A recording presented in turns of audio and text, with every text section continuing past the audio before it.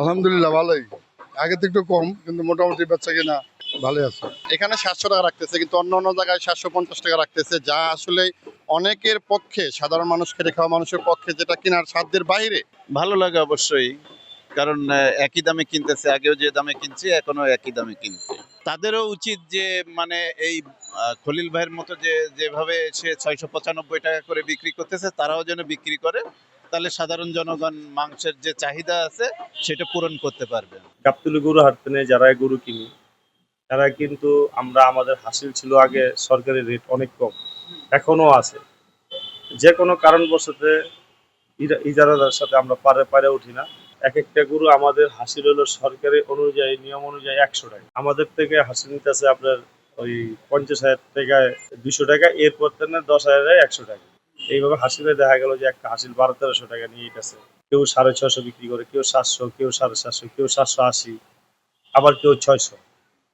এটা কিন্তু কমানোর প্রতিযোগিতা লাগছে প্রতিটা মাংস আছে। এখন কারো কেউ দুষ্পন্ন, এখন হলো যে বেশি বিক্রি করতে পারবো এই একটা আনন্দ পাই গেছে। আসলে বর্তমানে যে আমরা যে কমানোর প্রতিযোগিতা লাগছি, এটা যদি মনে করেন সবসময় থাকে, এটা ক্রেতাদের জন্য ভালো। আমি এই দোয়াই করি প্রতিটা মাংস ব্যবসায়ী যে দাম কমায় বিক্রি করে, এই মাংসের দামটা যদি 500 টাকা কেজির ভিতরে আসতো তাহলে সবচেয়ে বেশি ভালো। যেহেতু ভারতের সাথে আমাদের একটা ভালো রিলেশন নেই, এখন যদি ভালো রিলেশন হয়, হয়তো ইন্ডিয়ান গুড আসলে বা ইন্ডিয়ার থেকে অনেক ব্যাপার স্যাপার আছে যে আপনার যে স্লিপগুলা হয়, ওই স্লিপেই কিন্তু অনেক কারচুপি থাকে। এইগুলা যদি সব মিলে সরকার মানে সরকারি যে ট্যাক্সটা এটা পুরা নিয়ে যদি গরু আসতো, তাহলে 500 টাকা কেজি হওয়া সম্ভব ছিল। কিন্তু এখন তো ভারতের সাথে আমাদের সম্পর্ক ভালো না। তারপরেও আল্লাহর রহমতে আমাদের দেশে পর্যাপ্ত গরু আছে, পর্যাপ্ত খামারি আছে। এই খামারি এলাকায় কিন্তু যদি সিন্ডিকেটটা না করে, তাহলে কিন্তু যেই দাম আছে 600 650 টাকা কেজি, এটা কিন্তু আরো অনেক দিন চালানো সম্ভব। কিছু খামার এলাকার যে সিন্ডিকেটটা করছে এটা ভেঙে গেছে, এখন আর ওই আকাশ ছোঁয়া দাম সেটা নাই।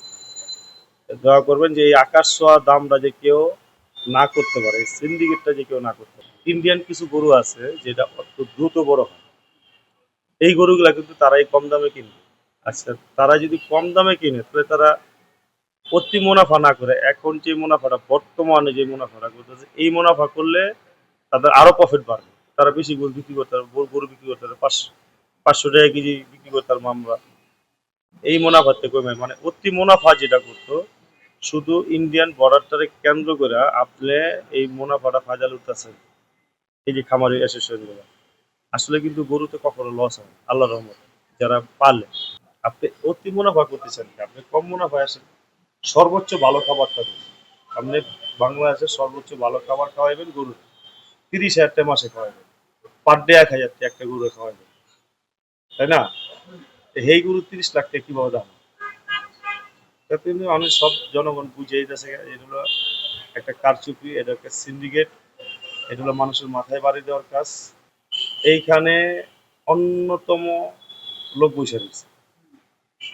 এই অন্যতম লোক কারা? এই অন্যতম লোকদেরকে আপনার সিন্ডিকেট করে রাখছে। এই সিন্ডিকেটটা ভাঙতেন, ভাঙলে আল্লাহর রহমতে দেখবে যে সব জিনিসের দাম কমে।